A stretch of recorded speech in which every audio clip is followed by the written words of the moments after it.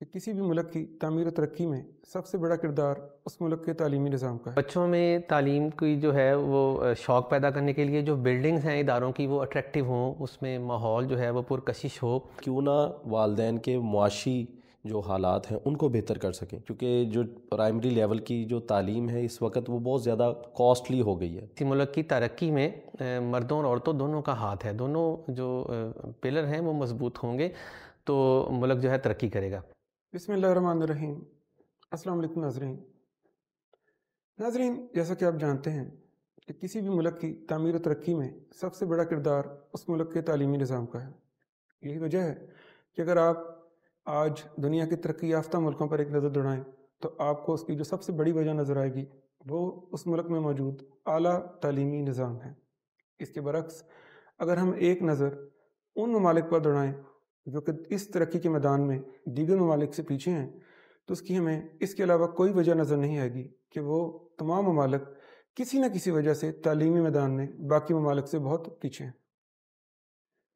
ناظرین، جیسا کہ آپ جانتے ہیں کہ اپنے سابقہ پروگرام میں ہم نے پاکستان میں موجود تعلیمی نظام میں جو مشکلات ہیں، جو مسائل ہیں، ان کے اوپر ان کی موجودگی اور ان کے حل کے بارے میں ایک گفتگو کا سلسلہ شروع کیا تھا، اور ہم نے بہت سے ایسے مسائل کا جائزہ لیا جو کہ ہمارے تعلیمی نظام میں موجود ہیں۔ ناظرین، ہم اسی سلسلے کو آج آگے بڑھا رہے ہیں اور ہمارا آج کا پروگرام ہمارے ملک کے پرائمری تعلیمی نظام کے بارے میں ہے۔ ناظرین، جو اہمیت تعلیم کی کسی ملک کی ترقی میں ہے وہی پرائمری نظام تعلیم کے پورے نظام میں ہے، کیونکہ یہ وہ جگہ ہے جہاں سے ہمارے وہ چھوٹے بچے جنہوں نے کل اس ملک کی باغ دوڑ سنبھال لی ہیں وہ یہاں سے ٹرین ہو کے آگے جائیں گے تو وہ کسی اعلیٰ مقام پر پہنچ سکیں گے۔ ناظرین، پاکستان کے بہت سے مسائل جو کہ اس مقام پر موجود ہیں ان میں سب سے بڑا مسئلہ ہمارے چھوٹے بچوں کی بڑی تعداد 43%، جی ناظرین 43% بچے، یعنی تقریباً 26 ملین بچے جو کہ پرائمری تعلیم کی عمر کو پہنچ جاتے ہیں وہ اسکول کا رخ ہی نہیں کر سکتے، اور جو پہنچ جاتے ہیں اسکول میں ان کا بھی 58% 5ویں کلاس یا اس سے پہلے اسکولوں سے نکل جاتا ہے۔ ناظرین، ان تمام مسائل کے باوجود گفتگو اپنی جگہ بہت ضروری ہے لیکن حل بھی ضروری ہے۔ ہم نے آج کے پروگرام میں انہی مسائل پر اور ان کے حل پر گفتگو کے لیے ماہرین تعلیم کو دعوت دی ہے۔ اس سے پہلے کہ میں پروگرام شروع کروں میں چاہتا ہوں کہ معزز مہمانوں کا آپ سے تعارف کراتا چلوں۔ میرے ساتھ تشریف رکھتے ہیں سلمان خالد صاحب۔ آپ معروف سماجی شخصیت ہیں، ماہر تعلیم ہیں، پرائیویٹ اسکول کا نیٹ ورک چلا رہے ہیں، اس کے علاوہ تعلیمی امور پر آپ کی گہری نظر ہے۔ ان کے ساتھ تشریف رکھتے ہیں زین علی صاحب۔ آپ بھی میڈیا اور سماجی شخصیات میں ایک معتبر نام ہے، تعلیم کا نیٹ ورک چلا رہے ہیں، اسکول کی چین چلا رہے ہیں، اس کے علاوہ تعلیم اور اس سلسلے میں ہونے والے کوششوں اور سرگرمیوں میں بڑھ چڑھ کر حصہ لیتے رہتے ہیں۔ سب سے پہلے میں بڑھوں گا سلمان خالد صاحب کی طرف۔ سلمان خالد صاحب، یہ فرمائیے گا کہ جیسے کہ ہم سب جانتے ہیں کہ پاکستان ایک ترقی پذیر ملک ہے اور ہمارا سب سے بڑا مسئلہ ہمارے بچوں کا اسکول نہ پہنچنا ہے۔ آپ کیا سمجھتے ہیں کہ ہم کیا اقدامات کر سکتے ہیں کہ جن کے ساتھ ہم وہ بچے جو اسکول میں نہیں آ سکتے ہم اس بات کو یقینی بنائیں کہ وہ بھی اسکول تک پہنچ جائیں؟ بسم اللہ الرحمن الرحیم۔ جی، ایسا ہے کہ ہمارے جو اسکول سے باہر بچے ہیں ان کی تعداد 26 ملین ہے، جو کہ بہت ڈینجرس ہے۔ تو اس حوالے سے حکومت کو تعلیمی ایمرجنسی کا نفاذ کر دینا چاہیے۔ بالکل سر۔ اور اس میں پھر یہ سرکاری سرپرستی جو ہے اس سرکاری سرپرستی میں آگاہی مہم جو ہے اس کو لانچ کیا جائے، جس میں کمیونٹی کے تمام جو اسٹیک ہولڈرز ہیں وہ حصہ لیں، اور بچوں میں تعلیم کی جو ہے وہ شوق پیدا کرنے کے لیے جو بلڈنگز ہیں اداروں کی وہ اٹریکٹیو ہوں، اس میں ماحول جو ہے وہ پرکشش ہو، اور تمام بنیادی سہولیات فراہم کی جائیں تعلیمی اداروں میں تاکہ بچے جو ہیں وہ شوق سے اداروں میں جائیں۔ اور یہ سوشل میڈیا کا دور ہے، یقیناً سوشل میڈیا کو بھی اس میں ساتھ لے کے چلنا چاہیے۔ اس میں بھی ہم تعلیمی جو ہے وہ اس بچوں کے اندر اس شوق کو پیدا کرنے کے لیے، والدین کو ترغیب دلانے کے لیے سوشل میڈیا پر بھرپور کمپین کریں تو امید کی جا سکتی ہے کہ یہ حالات کچھ بہتر ہو جائیں گے۔ جی، آپ کی بات بہت زبردست ہے۔ اس میں ایک چیز یہ بھی ہے کہ اگر ہم والدین کے لیے ایسے حالات پیدا کریں کہ اگر ان کی ہم معاشی حالت کو بہتر کریں، کیونکہ جب ایک شخص معاشی طور پر خوشحال ہوگا تو وہ اس بات کو زیادہ بہتر طور پر سمجھ سکے گا کہ یہ آنے والا وقت میرے اس بچے کے لیے کتنا اہم ہے. وہ چھوٹے فائدے کو، یعنی بچے کو چند پیسے بچانے کے لیے وہ گھر پر نہیں بٹھائے گا، وہ بچے کو اسکول بھیجے گا. میں اسی بات کو بڑھاتے ہوئے زین صاحب کے پاس جاؤں گا. زین صاحب، جیسا کہ سلمان خالد صاحب نے ذکر کیا ہے کہ 26 ملین بچے باہر ہیں، لیکن اس سے زیادہ بڑی تعداد یعنی 58% 5ویں کلاس تک پہنچتے پہنچتے وہ بھی اسکولوں سے نکل جاتی ہے. یعنی جو بچے پہنچ گئے ان کا بھی 58% اسکولوں سے باہر نکل جاتا ہے. اب کیا سمجھتے ہیں ہم اس اتنی بڑی تعداد کو جو اسکول میں آ گئی ہے اس کو کیسے ہم اسکول میں رکھ سکتے ہیں اور آگے تعلیم کے لیے مؤثر بنا سکتے ہیں؟ بسم اللہ الرحمن الرحیم. جی بہت شکریہ سر. جیسا کہ آپ نے اپنی تمہید میں بھی اور بعد میں بھی یہ ڈسکس کیا ہے کہ اسکول کے جو چھوٹے اسٹوڈنٹس ہیں، جو پرائمری لیول کے اسٹوڈنٹس ہیں، آپ نے ابھی تھوڑی دیر پہلے یہ بات شیئر کی کہ کیوں نہ والدین کے معاشی جو حالات ہیں ان کو بہتر کر سکیں. تو یہ بڑا ضروری ہے، کیونکہ جو پرائمری لیول کی جو تعلیم ہے اس وقت وہ بہت زیادہ کاسٹلی ہو گئی ہے، بہت زیادہ مہنگی بھی لگتی ہے. والدین کو محسوس ہوتا ہے کہ کیوں نہ یہ بچے کو اسکول بھیجنے کی بجائے ارننگ ہینڈ بنایا جائے، اپنے ساتھ ملایا جائے. حالانکہ یہ بہت زیادہ ارن بھی نہیں کر رہے ہوتے. پرائمری لیول کا بچہ جو وہ کتنا ارن کر رہا ہوگا، بالکل بھی وہ جب وہ بڑی مائنر سی رقموں کے اوپر یا زیادہ سے زیادہ آپ کو نظر آئیں گے کہ وہ کسی اسکل کی طرف چلے جا رہے ہوتے ہیں یا پھر وہ بھی وقت ضائع ہی کر رہے ہوتے ہیں. تو سب سے امپورٹنٹ چیز جو میں سمجھتا ہوں وہ یہ ہے کہ ہمیں اپنی کاسٹ کو کم کرنا چاہیے. جو پرائمری لیول کے اسٹوڈنٹس کے لیے تعلیمی اخراجات ہیں وہ بہت منیمم ہونے چاہیے. اس میں بنیادی طور پہ سب سے اہم جو ذمہ داری ہے وہ تو ہماری گورنمنٹ کی ہے. ظاہری بات ہے سرپرستی تو گورنمنٹ نے کرنی ہے ہر سیکٹر کی، اور سب سے اہم ذمہ داری بھی گورنمنٹ کی ہے. حکومتی سطح پہ جو ہے وہ جو چھوٹے اسٹوڈنٹس ہیں، جو پرائمری لیول کے اسٹوڈنٹس ہیں، ان کے لیے اتنی فیسلٹیز ہونی چاہیے تاکہ ان کے والدین کو بھی برداشت نہ کرنا پڑے ان کے اخراجات، اور حکومت جو ہے ان کی سرپرستی کر کے ان کو اسکول میں رکھنے کے لیے اقدامات بھی کر سکے. پھر اس کے علاوہ دوسری چیز جو ہے وہ کہ والدین اس چیز کو ذمہ داری سمجھے اپنی، اور والدین کے ساتھ ساتھ پھر اساتذہ کا بڑا اہم کردار ہے. جیسے سلمان صاحب نے بھی کہا کہ ہماری بلڈنگز، ہمارے اسکولز، ہمارے جو سیٹ اپس ہیں وہ اتنے اٹریکٹیو ہونے چاہیے کہ بچہ جو ہے وہ محنت کی طرف جانے سے پہلے اسکول کی طرف آنا جو ہے وہ زیادہ بہتر سمجھے. اور وہ کیونکہ نشو و نما کے دن ہوتے ہیں چھوٹے بچوں کے، وہ جتنا زیادہ بہتر طریقے سے جس جگہ پہ اپنے آپ کو کمفرٹیبل سمجھیں گے وہ وہاں پہ جانا زیادہ انسسٹ کریں گے، پیرنٹس کو بھی کہیں گے، اور ان کا اپنا بھی شوق پیدا ہوگا. بالکل صحیح، بالکل صحیح. اور میں اس میں ایک چیز کا اضافہ کرنا چاہتا ہوں، وہ یہ ہے کہ انٹرنیشنلی اس بات کو دیکھا گیا ہے کہ دیکھیں بچہ جب چھوٹی ایج میں ہوگا، اگر پرائمری طور پر ہم دیکھیں اگر اس کو ٹیچ کرنے کے لیے خواتین ہوں گی، خواتین کی برداشت اور بچے کے بارے میں انڈرسٹینڈنگ زیادہ بہتر ہوتی ہے. تو ایک جو مرد حضرات ہیں وہ پرائمری میں بچوں کو نہ پڑھائیں، ان کی جگہ ہم خواتین کو ریپلیس کر دیں. دوسرا، تعلیم کو ہم کھیل بنا دیں. بچہ ہمارے خیال میں جا رہا ہے اسکول میں پڑھنے کے لیے، لیکن بچہ اپنے خیال میں جا رہا ہو کھیلنے کے لیے. بالکل. اور جیسا کہ آپ نے بتایا ہے کہ گورنمنٹ کی اس میں بہت بڑی ذمہ داری ہے، اس میں کوئی شک نہیں، اور اس میں بھی کوئی شک نہیں کہ گورنمنٹ نے بہت اقدامات کیے، لیکن اس کے وہ نتائج سامنے ابھی تک نہیں آ سکے. مزید ضرورت ہے، لیکن ہم کلسٹرائزیشن کر سکتے ہیں. کیا کہ اگر ایک گاؤں ہے اس میں ہم ہر گھر میں اسمارٹ ٹی وی نہیں دے سکتے، تو کیا ایک سینٹر نہیں بنا سکتے جہاں پہ اسمارٹ ٹی وی ہو اور بچوں کو وہ چیز کھیل کے طور پر کرائی جائے جس سے بچوں کا اسکول میں دل لگے. جی بالکل. اور جو بچہ ہے مثال کے طور پر اگر وہ سندھ یا کسی بھی اور ایسے علاقے میں کا ہے کہ جس کی زبان جون سی ہے وہ فرق ہے اس زبان سے جو پڑھائی جا رہی ہے، تو جو پڑھانے والا ہو وہ بھی تقریباً اسی زبان میں اس کو پڑھا رہا ہو کہ جو بچہ بولتا ہے، تو میرا خیال ہے بچے کی انڈرسٹینڈنگ اور بچے کا توجہ ہونا یہ زیادہ بہتر ہو جائے گا. بالکل، آپ نے بڑی اچھی بات کی ہے. اس میں جو میڈیم آف انسٹرکشن ہے بڑا معنی رکھتا ہے، بہت معنی رکھتا ہے. اور میں سلمان صاحب کے پاس جانا چاہوں گا کہ پرائمری کے لیے آپ کیا سمجھتے ہیں ہمیں جو اساتذہ ہیں ان کی ٹریننگ، کیا آج ہمارے ملک میں پرائمری کو پڑھانے کے لیے خاص طور پہ ٹرین اساتذہ موجود ہیں؟ اگر نہیں ہے تو اس کا کیا حال ہے، اور جو ٹیچر موجود ہیں ان کا کیا کیا جائے؟ میں آپ کی ہی خیالات جو ہیں ان کو اپریشیٹ بھی کروں گا اور آپ کی بات کو سیکنڈ کروں گا کہ جو جدید طریقہ تعلیم ہے، طریقہ تدریس ہے، وہ ہمارا جس دور میں ہم پڑھے ہیں اس سے بہت زیادہ چینج ہو چکا ہے، یکسر مختلف ہے.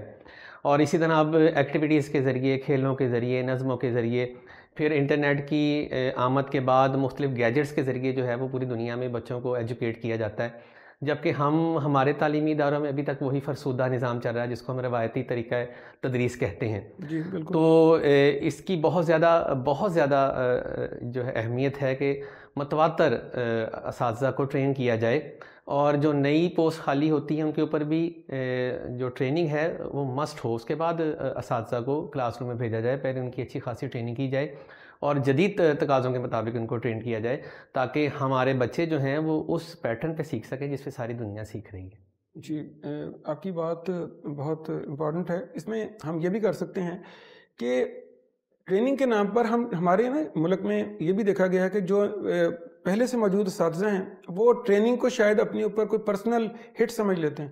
ان کو اس بات کی آگاہی دی جائے کہ یہ آپ کے خلاف کوئی اقدام نہیں کیا جا رہا، یہ ہم آپ کے تعلیمی نالج کو چیلنج نہیں کر رہے، ہم صرف وہ چیز لے کے آ رہے ہیں جس کی گلوبل ولیج جو دنیا جس کو ہم آج کہتے ہیں اس کو کمپیٹ کرنے کے لیے ضروری ہے کہ گراس روٹ لیول سے بچے کو ان ڈائریکشن میں ہم موو کرائیں جو کہ کل بچہ ایک تو زیادہ بہتر سمجھ سکے ماحول کو، اور اگر فرض کریں ایک چیز ہمیں آج نہیں آتی، مثال کے طور پر ہم اس نظام تعلیم میں جو آج چل رہا ہے ہم اس کا حصہ کبھی نہیں رہے، لیکن اگر ہم اپنے آپ کو تھوڑا سا تبدیل کرتے جائیں گے تو ہم اپنے بچوں کو بہت بہتر تعلیم دے سکیں گے. آپ نے ذکر کیا ہے جدید تعلیم کا اور جدید گیجٹس جو کہ آج کل تعلیم میں ہیں، جیسے اسمارٹ ٹی وی ہو گیا، یہ ہمارے میڈیا کے گیجٹس ہیں. میں زین صاحب سے پوچھنا چاہوں گا، کرونا وائرس آیا، اس نے تعلیم کے تمام پیرامیٹرز ہی تبدیل کر دیے.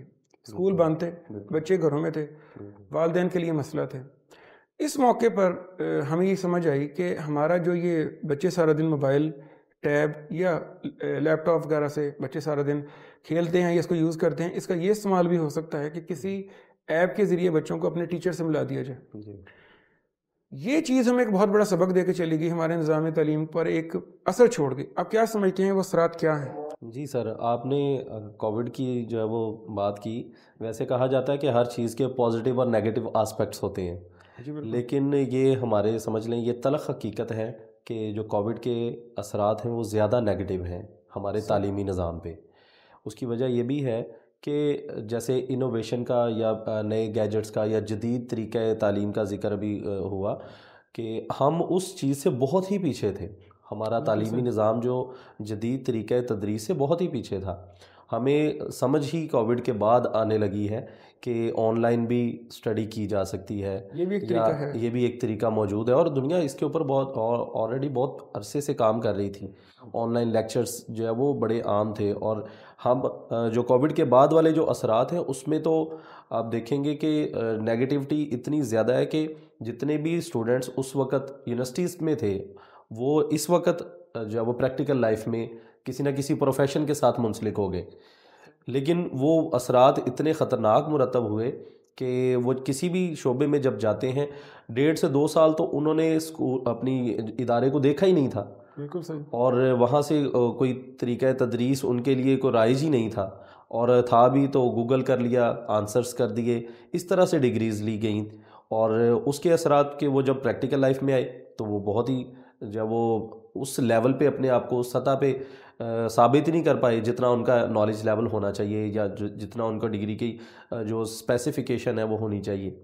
تو اس وجہ سے وہ پھر طریقہ تدریس کی بنیاد پہ کووڈ کے پوسٹ ایفیکٹس میں ہمارا جو پرائمری سیکٹر ہے اس میں والدین کے اوپر پاس ایک جو ہے وہ ایک نیا پوائنٹ چلا گیا کہ وہ جو بچے کہیں انٹرویو دے کے آتے تھے، کہیں جو ہے وہ بات کر کے آتے تھے، اور وہاں سے خدا نخواستہ ریجیکٹ جب ہو رہے تھے ڈیفینیٹلی، کیونکہ جو آرگنائزیشنز ہیں جو انٹرنیشنل اسکوپ ہے وہ تو ان چیزوں کو مد نظر رکھتا ہے، اور انہوں نے دیکھا کہ یہ بچہ بار بار جو مختلف جگہوں پہ جا کے ناکام ہو رہا ہے، تو وہ والدین اس طرف مائل ہو گئے. یہ جو بہت نیگیٹو تھا، بڑا منفی پہلو تھا کہ ایک بچے نے پڑھ کے کیا کیا جو ہم دوسرے کو بھی جو ہے وہ اسی ڈگر پہ لے کے چلیں.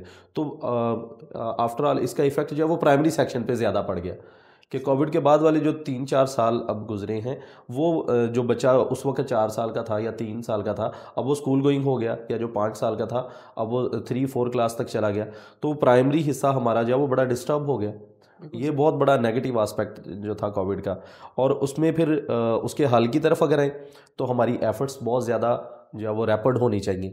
اس وقت جو ضروری ہے کہ ہم اب بہت سارے سکولز تو شفٹ ہو گئے جو آن لائن طریقہ تدریس پہ بھی چلے گئے, جس میں کووڈ کے بعد بہت ساری پریکٹسز ہمارے ایجوکیشن سیکٹر پہ مختلف صورتوں میں آئی. اسموک کی صورت میں چھٹیاں کر دی جاتی ہیں, یا مختلف سردیوں کی چھٹیاں ایکسٹینڈ ہونا شروع ہو گئیں, یا گرمیوں کی چھٹیاں. تو اب کچھ جو چیزیں ہیں وہ آن لائن پہ شفٹ ہو جاتی ہیں, جس کا بہت فائدہ ہو رہا ہے. اور اس کو ہم اگر ہر اسکول تک پہنچا دیں گے, ہر پرائمری بچے کو اس بات پہ ٹرینڈ کرنے کے لیے اور اساتذہ کو ٹرینڈ کرنے کے لیے ہم مائل کر لیں گے, تو یہ ہمارے لیے بڑا فائدہ مند ہو سکتا ہے. یعنی میں آپ کی اس بات سے یہ سمجھا ہوں کہ جس طرح کہ آپ نے کہا کہ ہم پہلے اس شاخ سے اچھی طرح باخبر نہیں تھے, جی, یعنی کووڈ نے آگے ہمیں بتایا کہ یہ بھی ایک ذریعہ تعلیم ہو سکتا ہے, لیکن ہمارا اس پہ سارا شفٹ ہو جانا مکمل طور پر ہماری دوسری سائڈ کو بالکل بلائنڈ کر گیا. یعنی جو ٹیچر ٹو اسٹوڈنٹ انٹریکشن ہے وہ ختم ہو گیا, ہم اس کو بلینڈ نہیں کر سکے. یعنی کہ تعلیم 2 چیزوں کا نام ہے, ایک سافٹ ویئر اور ایک ٹرانسفر آف سافٹ ویئر. اس کے بعد teacher and student blending of the knowledge, یہ چیز تھی, اس کو ہم نہیں کر سکے. یعنی کہ اس کی بہتری آج کر لی جائے تو یہ بہت اچھا جی, یہ بہت اہم ٹول ہے اور ضرورت بھی ہے, اہم ٹول ہے, اور پوری دنیا کے ساتھ ہم منسلک ہیں. یعنی ایک وقت تھا کہ ہمیں چھوٹی سی چیز کے لیے بہت دور دور تک جانا پڑتا تھا, آج ایک کلک کے اوپر ہر چیز موجود ہے. لیکن یہاں پر ایک سوال جو کہ میں سلمان صاحب کی طرف جاؤں گا, دیہاتی اور شہری علاقے, جس طرح کہ زین صاحب نے کہا ہے کہ سارا کچھ گیجٹ پہ شفٹ ہو گیا, لیکن انفارچونیٹلی ہمارے جو دیہاتی علاقے تھے وہاں یہ گیجٹس موجود نہیں, یا ہمارے سرکاری ادارے وہاں پہ جو طبقات آج موجود ہے یا جو کلاس آج کل پڑھتی ہے وہ تقریباً پسماندہ کلاس ہے, اس کے پاس یہ ساری سہولتیں موجود نہیں ہیں.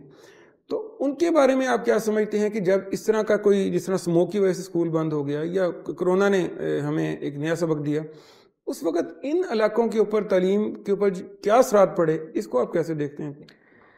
جی, علم جو ہے اس کو انسان کی تیسری آنکھ کہا جاتا ہے, اور بچہ چاہے وہ شہری علاقوں میں رہتا ہو یا دیہاتی علاقوں میں رہتا ہو, تعلیم حاصل کرنا اس کا حق ہے, اور ریاست کا فرض بنتا ہے کہ وہ اس تک تعلیم باہم پہنچائے. لیکن بدقسمتی یہ ہے کہ ہمارے جو علاقے دیہاتی علاقے ہیں وہاں پر جو ادارے ہیں ان کی صورتحال بہت نازک ہے. بہت سے اداروں کی تو 4 دیواری ہی نہیں ہے, کہیں واش رومز نہیں ہے, کہیں پینے کا صاف پانی مہیا نہیں ہے, اور کئی اداروں کی جو بلڈنگ ہے وہ اتنی خستہ حال ہے کہ کسی وقت بھی وہ کوئی نہ کوئی نقصان پہنچنے کا احتمال وہاں پر موجود ہے. تو اس کو جس طرح آپ نے سٹارٹ میں کہا تھا کہ دیہاتی علاقوں میں اگر ہم اس کو بالکل شہری علاقوں کے برابر تو نہیں لا سکتے, تو کم از کم ہم وہاں پر کمیونٹی سینٹرز ایسے بنا سکتے ہیں, مساجد ہیں, مدارس موجود ہیں, یا جو تعلیمی ادارے موجود ہیں, کم از کم وہاں تک ہم یہ جو جدید سہولیات ہیں ان کو ہم پہنچا سکتے ہیں. اور بچوں کو علماء کے ذریعے ان کے اور دوسرے جو اسٹیک ہولڈرز ہیں جن کی بات جو ہے وہ پیرنٹس سنتے ہیں, بچے سنتے ہیں, ان سے آگاہی مہم جو ہے نا وہ کروائی جائے کہ آپ بچوں کی جو ہے وہ حصول تعلیم کے لیے بچے ان جگہوں پر جائیں اور نئے گیجٹس کو سیکھیں, کیونکہ تمام دنیا جو ہے وہ ان گیجٹس پر شفٹ ہو رہی ہے. اور اس کے ساتھ ساتھ میں یہ بھی کہنا چاہوں گا کہ حکومت کو جو اس حوالے سے اعداد و شمار جو ہے نا وہ متواتر اکٹھے کرتا رہنا چاہیے, اور پھر ان پہ نظر رکھ کے ان چیزوں کو بہتر کرنے کی بہت کوشش کرنی چاہیے. بالکل صحیح. اور ابھی آپ نے ذکر کیا اس میں کہ مساجد یا وہ ایسی جگہیں جس طرح کوئی کمیونٹی سینٹر ہو یا کوئی ایسا گاؤں یا دیہات میں کوئی ایسا کوئی پرومیننٹ جگہ, مشہور جگہ جہاں پہ لوگ جان اکٹھا ہونا آسان سمجھتے ہوں. یہ مجھے بڑا اچھا آپ کی بات لگی ہے, کیونکہ دیکھیں ہمارے ملک میں جو بجٹ ہے وہ تعلیم پر پہلے ہی بہت کم ہے, 1.7%, 1.7%, جبکہ عالمی اس کی جو ایوریج ہے وہ 4.6%. لیکن انفارچونیٹلی جو یہ 1.7% ہے اس کا بھی 85% سیلریز میں چلا جاتا ہے. تو اس کا مطلب ہے کہ نئی انوویشن کے لیے, کوئی نئی چیز کو متعارف کرانے کے لیے ہمارے پاس صرف الاٹیڈ اماؤنٹ کا صرف 15% بچا. تو آپ کی والی جو بات ہے کہ مساجد کو استعمال کیا جائے، یعنی کہ ہم عمارتیں بنانے پر یہ پیسہ ضائع نہ کر دیں. جو عمارتیں پہلے سے موجود ہیں ان کے اندر مساجد کو ہم کمیونٹی سینٹر بنا سکتے ہیں، وہاں پہ ساری سہولتیں مہیا کر دیں، نئی عمارتیں نہ بنائیں. اور بچوں کو ویسے بھی مدارس مسجدوں تک آتے پیرنٹس کے لیے آسانی ہے، گھروں سے قریب ہیں. تو یہ ایک بہت اچھا انیشیٹو آپ نے بتایا. زین صاحب، ایک جو مسئلہ جب کوئی کسی بھی جگہ پہ کوئی مسئلہ بنتا ہے، حکومت اس کا حل سوچتی ہے. حل اچھا یا برا ہے اس کا فیصلہ آنے والا وقت کرتا ہے. آج کل ہماری حکومت اس جو دور دراز کے اسکول ہیں یا ایسے اسکول ہیں جو کہ پراپر طریقے سے جن کو گورنمنٹ ان کو رن نہیں کر سک رہی ہے، وہاں ایک ہی ٹیچر ہے یا فنڈز کی کمی ہے، گورنمنٹ پرائیویٹائزیشن کا سوچ رہی ہے، اسکول کو پرائیویٹ سیکٹر کے حوالے کیا جا رہا ہے. آپ کیا سمجھتے ہیں، کیا یہ ایک اچھا حل ہے؟ دیکھیں سر، دو رس اس کے اثرات ہیں. یہ تو ایک مسلمہ حقیقت ہے کہ ہمارے ملک میں دو سیکٹرز کام کر رہے ہیں، ایک گورنمنٹ سیکٹر ایجوکیشن سیکٹر میں اور ایک پرائیویٹ سیکٹر ہے. گورنمنٹ کی بنیادی ذمہ داری تو گورنمنٹ کی ہی ہے کہ وہ بچوں تک اور اسکول بلکہ ہر فرد تک جو ہے وہ تعلیم کا انتظام کرے. ٹھیک ہے، لیکن پرائیویٹائزیشن جو کی جا رہی ہے اس کے دوہرے اثرات ہیں، اس کے مثبت اثرات بھی ہیں اور منفی بھی ہیں. مثبت میں اگر ہم دیکھیں کہ جس اسکول کو گورنمنٹ صحیح طرح سے لک آفٹر نہیں کر پا رہی فنڈز کی کمی کی وجہ سے یا کسی بھی وجہ سے، اگر اس کو پرائیویٹائز کر دیا جائے، اس کو جو ہے وہ عام لوگوں کے جو وہ توسط سے چلا دیا جائے، تو اس علاقے میں جہاں پہ گورنمنٹ کی رسائی ہی نہیں تھی وہاں پہ یہ بہتری آ سکتی ہے اور اسکول بہتر طریقے سے پرفارم کر سکتا ہے. نجی لوگ جو ہیں، پرائیویٹ ادارے چلانے والے جو لوگ ہیں، وہ بہتر طریقے سے پرفارم کر سکتے ہیں. لیکن اس کے ساتھ ساتھ گورنمنٹ کو ادارے بڑھانے کی طرف بھی جانا چاہیے. جیسے اشارتاً بتایا دیا گیا ابھی کہ ہمارے مدارس ہیں ان کو اور کمیونٹی سینٹرز کو اور مساجد کو اب مسجد میں 5 وقت نماز کے علاوہ کوئی ایکٹیویٹی نہیں ہو رہی. تو اگر ہم اس کو استعمال کر پا رہے ہیں تو پھر تو پرائیویٹائزیشن کی ضرورت ہی نہیں پڑے گی. لیکن اگر گورنمنٹ کر بھی رہی ہے، کچھ حد تک یہ پاسبل جو ہے وہ مثبت بھی ہے کہ پرائیویٹ سیکٹر بہتر طریقے سے پرفارم کر رہا ہے، تو اس کو جو ہے وہ بہت زیادہ اس کی حوصلہ افزائی کر دینی چاہیے اور کرنی چاہیے، اور ہو بھی رہی ہے. اور کچھ حد تک گورنمنٹ نہیں بھی کر پاتی، لیکن پھر بھی پرائیویٹ کرنے کے بعد بھی میں یہ ضرور کہوں گا کہ گورنمنٹ اس کو صرف چھوڑ نہ دے، بلکہ جیسے پیف ہے، پیما ہے، اس طرح کی جو آرگنائزیشنز کام کر رہی ہیں آلریڈی، گورنمنٹ اس کو فنڈنگ بھی کر رہی ہے ان سکولز کو، تو گورنمنٹ اس کا چیک اینڈ بیلنس بھی رکھے اور اس پہ اپنی ذمہ داری سمجھتے ہوئے، بے شک وہ پرائیویٹ کر دیے گئے ہیں لیکن اس کا دوبارہ سے دیکھنا اور اس کی پرفارمنس کو چیک کرنا یہ ضروری چیز ہے. آپ کا پوائنٹ بہت ویلڈ ہے، لیکن میرے خیال میں اگر ایسے علاقوں میں اسکول پرائیویٹائز ہو رہے ہیں جن کی آمدن اچھی ہے تو اس کے اچھے نتائج آئیں گے، اسکول کا عملہ بہتر ہو جائے گا، check and balance man to man ہو جائے گا، تعلیم کا معیار بہتر ہو جائے گا، مینجمنٹ بہتر ہو جائے گی، اور جو بچے ٹارگٹ ہوں گے ان کا والدین اس جو تبدیلی آئے گی. دیکھیں، ایک سرکاری سطح کا اسکول ہے، جب وہ پرائیویٹائز ہوگا، فیس جب اسٹرکچر بڑھے گا، بوجھ والدین کے اوپر شفٹ ہو جانا ہے، یہ تو ہو جائے گا. لیکن جہاں تک تعلق ہے دیہاتی علاقوں کا، اگر ہم وہاں کے اسکولوں کو پرائیویٹائز کریں گے تو جو بچے اسکول جا رہے ہیں میرے خیال میں وہ بھی اسکول سے دور ہو جائیں گے. کیوں؟ پہلے ہی والدین کتابیں نہیں خرید سک رہے، پہلے ہی والدین اپنے کیا کہتے ہیں بچوں کو فیس نہیں دے سک رہے، تو وہ دوبارہ فیس دیں گے. میرے خیال میں ضرورت اس بات کی ہے اسکول کو قریب کریں. ہماری جو بچیوں کی بہت بڑی تعداد صرف اس لیے اسکولوں میں نہیں جا رہی، سندھ اور پنجاب کے اور KPK کے دور دراز علاقوں میں، کہ وہ اسکول جہاں سے ہیں وہ دور علاقوں میں ہیں، ان کو واکنگ ڈسٹینس پہ کر دیں. اس کے علاوہ ان کے اندر فیمیل ٹیچر کر دیں، کیونکہ بہت سے لوگ اپنی بچیوں کو میل ٹیچر سے پڑھانا پسند نہیں کرتے. اور پرائیویٹائزیشن اگر کرنی بھی ہے تو بہتر انکم والے علاقوں میں کر دے، جبکہ وہ علاقے جو ریموٹ ایریاز جن کو ہم کہتے ہیں ان کا کنٹرول گورنمنٹ اپنے ہاتھ میں رکھے اور یہ سارا پیسہ ادھر لگا دے تاکہ ان کی حالت بہتر ہو جائے، اس پہ توجہ زیادہ کریں. اس پہ توجہ زیادہ کریں. اب جہاں پہ جس طرح میں نے ابھی ایک ذکر کیا ہے خواتین، سلمان صاحب میں آپ کی اس بارے میں توجہ خاص طور پہ چاہوں گا کہ خواتین ہمارے ملک کا 51% ہیں. انفارچونیٹلی بہت ہائی ایجوکیشن حاصل کرنے کے بعد بھی ہماری جو خواتین ہیں اس کا ہماری عملی زندگی میں جو حصہ ہے وہ صرف 22% ہے، یعنی کہ ہر 100 میں سے 78 میل اور 22 فیمیل لوگ عملی میدان میں کام کر رہے ہیں، اور جو خواتین کام کر بھی رہی ہیں وہ بھی بہت لو لیول پہ کر رہی ہیں، کوئی بڑی لیول پہ خواتین نہیں جا رہی۔ آپ کیا سمجھتے ہیں کہ خواتین کی پارٹیسپیشن سے تعلیم کا معیار اور تعلیم کا جو ہمارا مسائل ہیں کیا بہتر ہو سکتے ہیں؟ جی، نبی پاک صلی اللہ علیہ وسلم کی حدیث کے مطابق جو تعلیم حاصل کرنا ہے وہ مرد اور عورت دونوں کا اوپر فرض ہے۔ تو بدقسمتی سے ہمارے یہاں بیریئر ہے، ہمارے یہ سمجھا جاتا ہے کہ جو خواتین ہیں شادی کے بعد انہوں نے گھر گھرستی کو ہی سنبھالنا ہے، اور ہوتا یہ ہے کہ پھر جو بچیاں مختلف قسم کی تعلیم شعبوں میں حاصل کر بھی لیتی ہیں، تو جو ہمارے یہاں پہ کلچر ایسا ہی ہے کہ وہ شادی کے بعد وہ گھر کا ہی ہو کے رہ جاتی ہیں اور وہ اپنے متعلقہ فیلڈ میں کام نہیں کر پاتی۔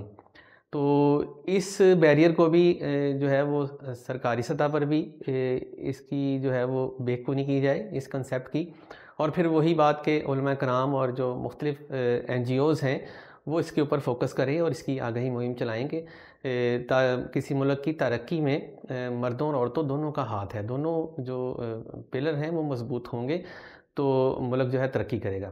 اچھا، جو خواتین کی تعلیم میں نہ حاصل کرنے میں ایک اور بھی جو میرے خیال سے وجہ ہے وہ یہ ہے کہ ہماری یہ سمجھاتا ہے کہ تعلیم جو ہے وہ برائے ملازمت ہے، اور اگر بچی جو ہے وہ میٹرک کے بعد تعلیم حاصل کرنے کا سوچتی ہے یا اس کا ذکر کرتی ہے تو اس کو یہ کہہ کے خاموش کرا دیا جاتا ہے کہ تم نے کون سا جو ہے وہ کمائی کرنی ہے، یا ہم نے کون سا تمہاری کمائی کھانی ہے۔